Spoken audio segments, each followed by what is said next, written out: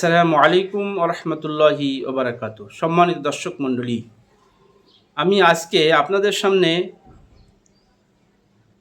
হজরত লোকমান আলাইহিস সালামের 4টি গুরুত্বপূর্ণ মূল্যবান নসিহত নিয়ে আলোচনা করব, যে নসিহতগুলো তিনি নারীদের প্রতি করেছেন। এজন্য আপনারা ভিডিওটি স্কিপ না করে সম্পূর্ণ ভিডিও দেখুন এবং এই 4টি নসিহত আমল করার চেষ্টা করুন, তাহলে আপনারা সফল হতে পারবেন। 1 নম্বর হলো, আপনি যদি ভালো সন্তান চান তাহলে আপনার স্বামীর কাছে সর্বদা হালাল খাবার চান। স্বামীর দায়িত্ব এবং কর্তব্য হলো যে স্ত্রীর ভরণ পোষণ, খাবার দাবারের ব্যবস্থা করা। এজন্য তিনি তার এই ভরণ পোষণ এবং খাবার দাবারের ব্যবস্থা করার জন্য যে অর্থ উপার্জন করছেন, সেটা হালাল অর্থ নাকি হারাম অর্থ, এটার খোঁজ খবর এবং তদারকি করা একজন মুমিন মুসলমান নারীর দায়িত্ব এবং কর্তব্য।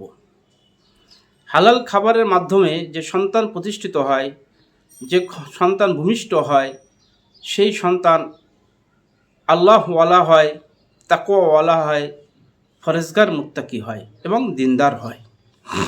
তাই বিষয়টি আপনারা বিশেষভাবে খেয়াল রাখবেন। 2 নম্বর হলো, যদি নিজের জীবনকে সুন্দর করতে চান তবে সর্বদা দান করুন। দান ইসলামের একটি গুরুত্বপূর্ণ ইবাদত। এজন্য প্রত্যেক স্ত্রীর উচিত যে কিছু না কিছু প্রত্যেক দিন বা সপ্তাহে বা মাসে দান খয়রাত করা। এই দান খয়রাত গরিব, এতিম, মিসকিন, অসহায়দের মাঝে হতে পারে। এই দানের অর্থ নিজের অর্থ থেকে দিতে পারেন, অথবা স্বামীর অনুমতিতে স্বামীর অর্থ থেকেও ব্যয় করতে পারেন। 3 নম্বর হলো, স্বামীর ঘরে সুখী হতে চাইলে অন্যের কথায় কান দিবেন না। এটা অত্যন্ত গুরুত্বপূর্ণ নসিহত। তাই অনেক সময় দেখা যায় যে স্ত্রী তার অন্য কোনো ব্যক্তির বা অন্য কোনো নারীর প্ররোচনায় পড়ে স্বামীকে এমন এমন কথা বলে যে কথার দ্বারা স্বামী প্রভাবিত হয়। ফলে দেখা যায় ওই স্বামীর সাথে স্ত্রীর সাথে তর্ক বিতর্ক, ঝগড়া ফাসাদ সৃষ্টি হয়ে যায়।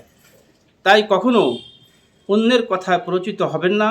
নিজের স্বামীকে বন্ধুর মতো মনে করুন এবং আপন মনে করুন। তাহলে স্বামী যখন আপনাকে আপন মনে করবে, আপনি স্বামীকে আপন বন্ধু মনে করবেন, তখন নিজেদের ভিতরে একটি মিল মহব্বত সৃষ্টি হবে।